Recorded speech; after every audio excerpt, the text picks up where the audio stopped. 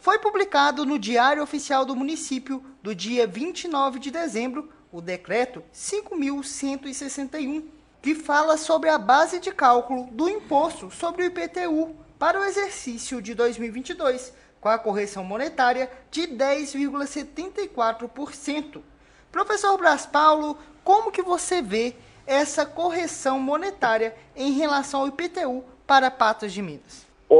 Bom demais falar com você, né? Feliz ano novo, Guilherme, a nossa audiência mais que qualificada.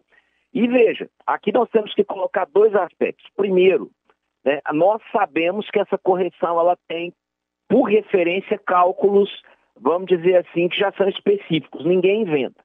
Agora, a segunda parte, que eu acho a mais importante, é que é exemplo da Assembleia Legislativa, que lutou muito para que o IPVA fosse congelado. Eu queria muito que a nossa Câmara também lutasse para que o nosso IPVA, o nosso IPTU fosse congelado.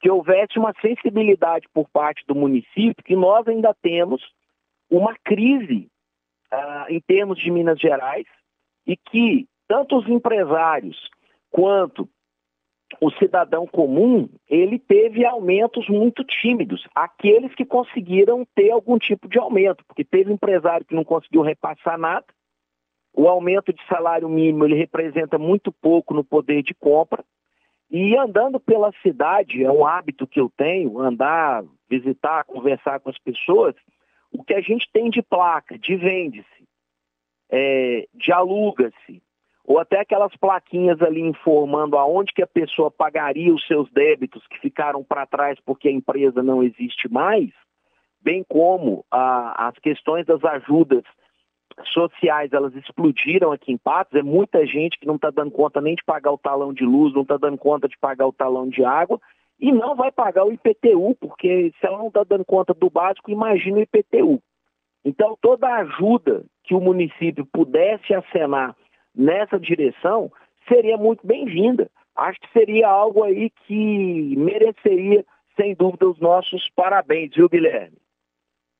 Braz, e a gente já vê alguma movimentação da Câmara em relação a essa manifestação mesmo de apoio à população em relação ao IPTU, como aconteceu na Assembleia em relação ao IPVA, e que, mesmo a contragosto do governador, acabou congelando o imposto. Professor Braz Paulo, e você já percebeu alguma movimentação nesse sentido? Então, uma coisa que eu sempre digo aqui é que a nossa Câmara Municipal ela poderia se dedicar às grandes causas. Essa é uma grande causa, apesar que o pessoal está em recesso, mas seria aí uma causa interessante, ficaria bem na fita, levar, né, ao prefeito para que ele mandasse um projeto que fosse votado na Câmara, isso não teria nenhum tipo de ilegalidade, ele teria só que colocar aonde ele deixaria de colocar esses recursos, né, porque isso tem que estar no orçamento, mas a gente sabe também que, inclusive foi anunciado pela Prefeitura, é a Prefeitura que mais recebeu recursos nos últimos anos em relação aos governos anteriores. Então, quer dizer, são muitos recursos colocados por deputados de outros lugares aqui no município, e isso ajudaria, né, ou pelo menos compensaria essa pseudo-renúncia fiscal, porque na verdade você não arrecada menos na realidade, você tem uma redução no que estava previsto. Agora, não adianta você aumentar muito o preço e não receber nada.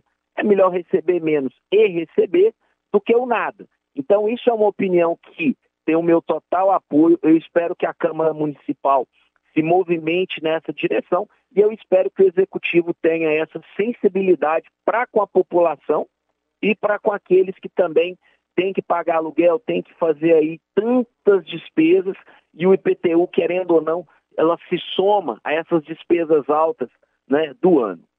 Então, falando sobre a correção monetária em relação ao IPTU em Patos de Minas, conversamos com o comentarista do Sistema Clube, professor Braz Paulo, para a Rádio Clube 98, repórter Guilherme Camargos.